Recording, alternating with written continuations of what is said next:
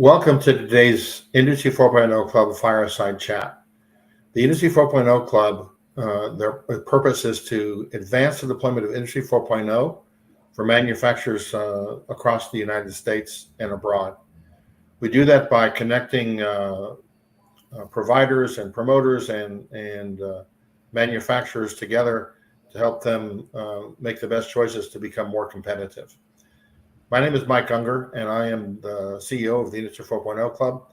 My background is 35 years with Michelin in a variety of continuous improvement, operations, finance, and HR roles. And today I'm a business coach and executive coach with Focal Point. My co-host today is Mike Yost. Mike, would you introduce yourself, please?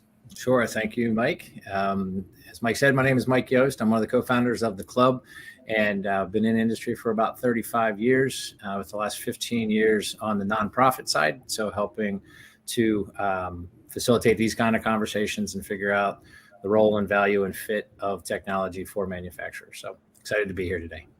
Thanks, Mike. Well, today's Fireside Chat is one of our broadcasts leading up to Informa Markets IME South, which is going to be taking place in Charlotte, North Carolina from June 4th to June 6th. The Industry 4.0 Club has been busy putting together a fantastic group of speakers for the advanced manufacturing stage, and we're highlighting some of those individuals during the month of May. Our guest today is JoAnne Hoeg.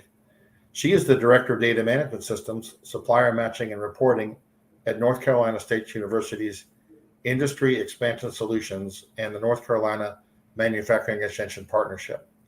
She describes her job as playing with data, which I think is great. I look forward to hearing more about that. In addition to overseeing the required stakeholder reporting and systems, JoAnne manages the organization's supplier matching program. She has worked at IES for 23 years, and prior to moving into her current position, she worked in IT and marketing as a web developer and social media manager. JoAnne has a Bachelor of Arts in English from Meredith College and a Master's in Library Science from UNC Chapel Hill. So welcome, JoAnne. Thank you. Happy to be with both of you, Mikes. So JoAnne's going to be, we're really lucky that JoAnne's going to be presenting one of the presentations at IME South called Growing Your Business Through Local Sourcing. And that's going to be taking place on June the 6th at 1 p.m. at the Charlotte Convention Center. So JoAnne, just to get us started, so what are some of the trends that you're seeing in manufacturer supply chains since COVID? I mean, that's created a lot of change for us. Oh, well, I think one of the big trends is that the challenges that we're seeing to supply chain, they aren't going to end, and that needs to become something that we're just used to, intermittent crises, that there's always going to be something going on. And that's due to the fact that since we are part of a global economy now, that we realize more acutely, I think, that impacts in the other parts of the world affect us both as businesses, but also as consumers. And so whether it's due to, say, another illness or pandemic, or some sort of a global political issue that's going on, or even just some sort of natural disaster, that those are going to be impacts that we're going to feel here. And that's something that we need to be prepared to deal with and to mitigate. So I know that, I'm a recovering solution provider. I came from the vendor community. And we used to always talk about the fact that disruption, supply chain disruption was a possibility. Not that any of us were smart enough to predict the global pandemic, but did that reinforce, or did that, in what you're seeing with the manufacturers that you work with, did all of a sudden they go, oh, disruption is something that we have to be more prepared for? Yes, I don't know if I would say it's completely widespread yet, but there is more of awareness of, yes, we're going to have to do something about that. And we see that not only with companies who have presences overseas, but even companies who are located in the United States. I mean, we've had our own issues here where there may be one facility making baby formula, or where we see one bridge collapse that all of a sudden it's going to scramble our domestic logistics capabilities. And so we ourselves, even if we're located completely within the United States, need to be able to mitigate that risk. Yeah, that's for sure. Are you seeing, so when we talk about trends, one of the other trends that seems to be playing much more into our conversation these days is sustainability. Can you talk for a minute about how that's impacting supply chain? Yes, we have a number of suppliers who are who their clients are beginning to have expectations and to make requirements for them around sustainability. Especially, we work quite a bit with companies who are in the EV supplier space, and they have a lot of European OEMs that they're working with, and they're requiring them to be ISO 14001 certified because they themselves have emissions requirements that they need to meet. And part of it too is due to not only their own requirements, but also because the consumer is beginning to demand that. And I think that's something that we're going to see more and more, that the consumers are very concerned about, well, I want to know that this product that I'm buying is made sustainably, that it's not contributing to anything, that the environmental footprint is not detrimental. And we're even seeing that locally. Companies that aren't sourcing overseas or aren't part of any larger overseas supply chain who have just decided, my consumers, this is becoming a big deal for them. We need to focus on this. We need to figure out how we can do more energy assessments and environmental audits, or even go for an ISO certification around that, because that's going to be a differentiator for us. And as the generations are coming up and changing, they're going to demand that. They're going to require that if they want to buy from you. I was going to ask something. I think you started to answer what I was going to ask. How do people, is there a specific definition of sustainability that people are working off of, or is there more of a general understanding that we want to be better corporate stewards and we want to, source ethically, and we want to save energy and things like that? How are people defining sustainability? I think that it probably differs. For those who are supplying who have larger customers, they probably do have a more defined, accepted definition of what sustainability means for them, and actual metrics around sustainability that they, even to their shareholders, are going to have to point to and say, further down our supply chain, this is what we do. For others, it's probably more of that general sense of, we want to be good environmental stewards. We'd like to save energy. We'd like to reduce our environmental footprint. And then how do we go about that? That's, when we talk about this and you mentioned definitions, then I start thinking about circularity. Mm-hmm. So is that I guess is that I guess the utopia of sustainability? Is that one way to think about it? Maybe. We're seeing a lot of interest around the circular economy, especially within textiles. We have just received a few NCMEP partners have just received part of funding from an NSF grant around the circular economy with textiles, because there's been a lot of interest in how can we reuse these fibers? How can we try to extract as much usability out of them, because maybe we can't get them, or maybe we don't want to have to grow and develop and put all those resources into that. There's still a lot of, dare I say, life in these fibers that can be extracted. But we're also seeing it from manufacturers who are perhaps they're taking some of the cast off metal from a different manufacturer, and they're able to recycle that and turn it into something else themselves. So it's kind of all over the place. It is recycling, but I think it's also broadening our understanding of what could be recyclable, what could be circular, and that there's still a lot of use that we can get out of these natural resources. And when we're talking to companies, that often becomes like, I want you to know that we're doing this. We're taking this material that is cast off from another manufacturer, and we're using it to make our product. So I'm sorry, Mike, if I can jump in with a quick question here. So on this, we've talked about disruption and sustainability, which are sort of strategic kind of topics. Energy obviously has a direct impact on costs and things like that, but still is oftentimes more of an afterthought.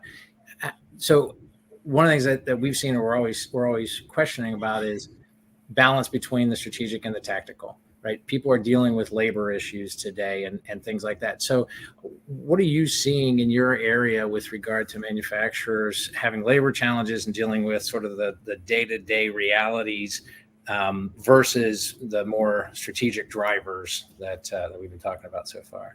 I think it is a balancing act, and it's a fine line to walk, because we know that we still have just huge workforce issues. Now, one way that is being mitigated is that we're seeing that increased level of automation. And it's also clear that workforce issues, it's not going to go away. And there's not going to be one policy that's going to suddenly make workers appear. That there are going to have to be some broader conversations around workforce and what that means. But yes, at the end of the day, the manufacturer needs to get the product out the door and to their client, and there are other factors that may weigh into that, as far as, well, if I don't get that, they're going to start fining me because I've missed my deadline. I need to, this is perhaps more important. But as pressures keep coming to bear from who they're supplying, this is going to have to be something that they're going to have to figure out how to handle that day to day with the strategic imperatives, or else they're going to go somewhere else. And I'm wondering about some of the transparency that's starting to be required through some of the ESG requirements. A lot of the larger clients are demanding transparency from their customers, and they want that visibility all the way down. And that's one way that we can begin to mitigate that risk for supply chains, so that they can see what looks like this company, they may be facing a shortage here, or it looks like maybe they're down 3 or 4 people. How is that going to impact us all the way to the end user? And so through that, I think that we're going to start to see that pressure more and more to have the manufacturers really add that sustainability pressure to their day-to-day operations. That's really interesting. There's so much more attention now on this question of sustainability than there was even like 3-4 years ago. It's quite a dramatic shift, I think, in the marketplace. It really is, because I know that we had energy audits for a long time. We've offered ISO 14001 for a long time, and a lot of other things. And I mean, we always were able to provide them, but it didn't get as much attention. And now it is everywhere. And it's not just by itself, it's aligning it with supply chain. It's aligning it with their continuous improvement, and then also aligning it with even their organizational development and their workforce needs, because a lot of the workers that they're trying to hire, they care about this. They don't, if it's a choice between working at a facility that they know is going to have a strong environmental record and be a strong partner in the community versus one that isn't, we see more and more that they want to be with the one who has that presence in the community and is a good environmental steward. So I really think that's going to change how we think about all of this. We can't think of them in isolation anymore. Sustainability is going to have to be just a part of how we do business now. Yeah, that's neat. Mike mentioned earlier asked the question about labor, a little bit into the labor. One of the reasons historically that companies went offshore for supply was cost, right? Labor cost. Can local companies compete with the low cost countries? What's your thoughts on that? I think that they can, and based on the conversations that we've had with our manufacturers, it may not be as direct as if you are only focusing on labor costs. Costs always come up in every conversation that we have with the manufacturers. The labor costs are certainly not the only cost, and that is part of that the risk that has to be mitigated. If you have a local supplier that you can go visit, and you get to know them, and so you know the problems that they're having, then you could maybe work together on a solution. So maybe there are other costs, but you save money because you can work more closely with that particular vendor, or the transportation costs, the fuel costs. Being able to find someone who's just a little further away versus overseas. And so those are all trade-offs that need to be factored into that figure, as far as that calculation, as far as, well, how much does it really cost? Are we only looking at labor, or are we taking into account, it's all very well and good to say that we can make it for this very, very low amount because the labor costs are so low, but if it's going to take you 20 days longer to get it here and the fuel costs are increasing, then have you really saved anything by the end of the day? And so that's a shift as well. We're trying to help clients throughout the MEP. All of us, we're trying to help clients to understand that you have to start looking at that bigger picture. That it's not just one cost in isolation, because it's going to be eaten up by your fuel costs or your transportation costs. I love where this conversation is going, and I'd love to continue to drill down into, because I have another point, but I'd like to make sure that we touch base on, what you're talking about at the event and what you hope people get out of it, and learn more about your organization and what you're doing. So could you maybe touch on what you're talking about at the event? Certainly, and I'll be happy to answer any questions. It's become my mantra here. I could talk about this all day long. But one way that we can mitigate a lot of the risks and the challenges for the global supply chain and even the domestic supply chain is through diversification. And in North Carolina, for example, we have 11,000 manufacturers, and they cover all the different types of manufacturing. And so we feel very strongly that we're very well positioned. We can find someone here who can make it if you want it sourced domestically. We can find that capability. We can find someone close to you. We can find someone across the state. We can do that. And if we can't, then we can certainly help find it across the country through our network and our participation with the other MEP centers or other partnerships that we have. And so we feel that, especially coming out of COVID, that there has been we don't even really know what's here anymore. And a lot of times we have the capability, but maybe they haven't been asked to provide that part. So one thing that I want people to get out of this program is we have resources, and we can ask for, can you make this? No. Well, do you think you could? How much time would it take for you to shift your production to make this? We think that there's a lot of untapped capability, and that all we really need to do is help them get to know each other and to know what's available here. We hear the story all the time. I've been hearing it for 15 years that I had no idea that XYZ manufacturer was in the same industrial park as I do. If I'd known that, I wouldn't have been buying from a different country because I could have just gotten it from across.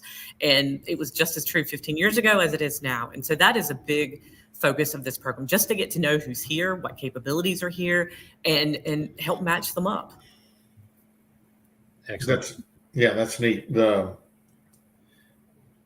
know you're focused on North Carolina, so a quick question about that too, and just makes me think about it is we mentioned labor before, the unemployment rate. I mean, when you talk about can you do it, and we want business to grow. Is the labor resources available locally for you guys in North Carolina? I know being here in South Carolina, it's pretty tight. I'm so curious kind of what North Carolina looks like. It's pretty good. There are certainly pockets of the state where they have more challenges than others, and it's for various reasons. Not all the reasons are the same, but for the most part, there are the jobs and there are workers, and the resources can be found. Yeah, I think that's the same. It's great that you say that. I don't think that answer is unique to North Carolina. I think across the country, in a lot of places, it's just a question of, okay, here's what we want to try to accomplish. How do we go about doing it? Who do you partner with? How do we help folks come, even to the point of, advertising in other places that you have jobs available, Well, another part of it too, and I feel like a big theme of everything that we've been talking about is sort of a paradigm shift in how we think, because I think that when it comes to how manufacturers approach workforce, that's going to have to change. Not every manufacturer can be like a Toyota who's going to have an on-site discounted daycare or a clinic. But the manufacturers that we're talking to, they are looking into ways that they can, maybe they have mentoring programs, or maybe they're looking into certain types of leaves that they can offer employees that they hadn't done before. And so there is a lot of attention being paid to how can we put in a flexible workday for manufacturers so it's not the same basic schedule that has been around for decades, or what kind of benefits do we need to look into and offer now, or what are the benefits that are resonating with the workers. So it really is, it's just all of this is a paradigm shift, and it all is aligning, because you can't talk about supply chain without talking about the workforce, and you can't talk about sustainability without also talking about workforce and then advanced technology. And so it really all goes together. So I'm curious, Ken. There may be folks listening who are not familiar with the resources that you're talking about. They might be in that industrial park you were talking about and not know how to get a hold of you. What do you find that that manufacturers, are you typically going to find them and pull them in, or do you find them typically looking for help and that everybody understands the MEP structure and all the resources that you have available through the state and the university? I wish everyone understood the MEP structure and that we exist. And I'm sure in every state we would all agree that we could call ourselves the best kept secret in each state. Yeah. Because we've been an MEP center for almost 30 years, and we have a mix of both. I mean, there are some who come to us. We have a lot of repeat business that we do, but also through our relationships, we have 8 partners that are part of the NCMEP grant in North Carolina, and they're all in mostly different sectors. And so they bring in a lot of different clients, and maybe they don't know one of our partners, but they know that if they have a textile need, they go to the Wilson College of Textiles, or maybe if they need extrusion test done. They don't know NCMEP, but they go to the Polymer Center. And so once they're in with that, or the community college system for customized training. And so we have a lot of different ways that we can have outreach and bring in manufacturers into the fold and introduce them to all the resources that NCMEP can provide. But this is also what we're hoping to do with this supplier matching and get around and have webinars and present at conferences, is help them understand that this is just one resource that we can provide. We have a lot of different resources that we can provide through all of our partners. And also we have a lot of local and regional and other state economic development groups that we work with. And so, we're constantly trying to build that and nurture those relationships so that we can make sure that the manufacturers know that we're here. Yeah, just to come alongside what you're saying, it's been my experience as well. We were joking beforehand that my forehead's flat from 15 years of being in the nonprofit world and banging my head trying to engage with manufacturers. I don't know that there are all sorts of resources that are available. So I feel that, and certainly hope that people will attend the session and learn more. Yes. And even if they're not from North Carolina, right? I mean, it's Absolutely. a national program. Absolutely. And we have very strong relationships with all of our other sister MEP organizations. And we also are building some very strong supplier relationships with our southeastern states as well. And so we are constantly all talking. And if we can't find something here, we're going to reach out to them and vice versa. So, we have very strong relationships. The border does not end at North Carolina. Right. So just to kind of, we've been talking for 20 minutes or so, and just to kind of bring us closed here. I know you mentioned, you kind of alluded to it earlier, but would you mind summarizing one more time? What do you hope folks learn from the session that you're going to be sharing with them, and maybe share any final thoughts for the audience today? I hope that they learn, first of all, that that supply chain, it may not have become a current risk for them, but it will come, and that it's better to start thinking about how they can mitigate that risk through local diversification, preferably within North Carolina, but of course, through our network presence in the United States, because that is the purpose of the program, because we do believe very strongly that we have the capability, we have the know-how, we just need to match people and get everything together so that we can build that. And then most importantly, how they can get access to those resources so that they can contact their North Carolina MEP representative. If they're in South Carolina, they can talk to theirs, or their Georgia, their Tennessee. So, if it'll get to the right place where it needs to go, and that we're certainly always here for them to contact, and we'll, if we can't do it, we'll make sure to pass it along to someone who can. Super. Thank you, Kian. I'm really looking forward to hearing what you have to share in a couple of weeks. Mike, any final thoughts before we wrap up? Yeah, I mean, I as part of the Industry 4.0 Club and our focus on the technology adoption for the benefit of the manufacturers, one of the things that I always sort of get on my soapbox about is I don't believe, or I always challenge manufacturers not to buy into the idea that you're starting your journey when you buy your first piece of technology, when you deploy your first system, right? Getting to know the ecosystem, getting plugged in, understanding that it's responsibility. You mentioned workforce and, the HR and the leadership and the supply chain. I mean, it impacts all aspects of the business. And so really, I think people getting involved and starting to make themselves aware and starting to make connections is really, really, if you walk out and say, what's one thing I could do down the Industry 4.0 path today? And if it's listen to Kian, get to know what resources are available to me, I think it would be a step well taken. Absolutely, because they are certainly not the only person who may have concerns about any of these issues or challenges in any of these issues. And there are other people that they can talk with. We can help with any of that, because at the end of the day, it's all about helping manufacturers thrive in the state and the country. Yeah, thank you so much. So just to as we close here, just to mention or restate that Kian's going to be presenting Growing Your Business Through Local Sourcing. She's going to be doing that on June the 6th at 1 p.m. at the Charlotte Convention Center in Charlotte, North Carolina.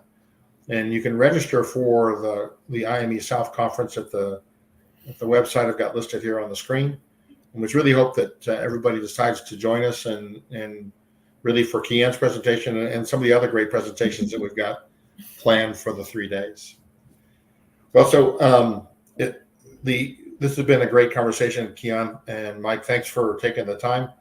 The Industry 4.0 Club hosts fireside chats like this one, typically on Wednesdays. We also host a Women in Manufacturing series, The Future of Manufacturing, which focuses on a technical topic related to Industry 4.0. And of course, People, Process, and Culture, where we look at some of the softer side of deployment of Industry 4.0. We do this typically on Tuesdays and Wednesdays at 12:30 p.m. Eastern time. So this wraps up our time together, and we really want to thank you, Kian and Mike, for your time, and we look forward to seeing everybody in Charlotte. Thank you. It was my pleasure. Excellent. Thank you.